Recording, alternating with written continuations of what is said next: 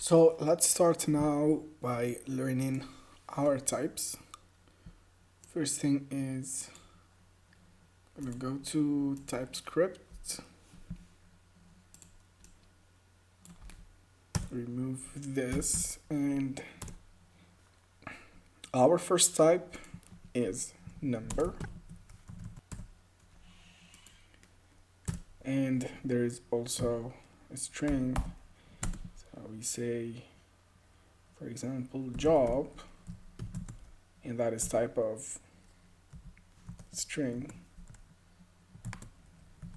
And we give it a value of web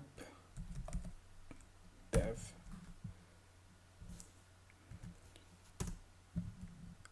Okay, so there's that. There's also the Boolean type. Let's say is available, and that is a type of a Boolean.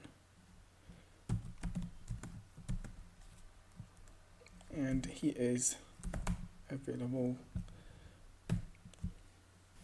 So those are the main primitive types. And there's another type called any, and basically it means any type. So let's say our variable x is any, and we get a value of string.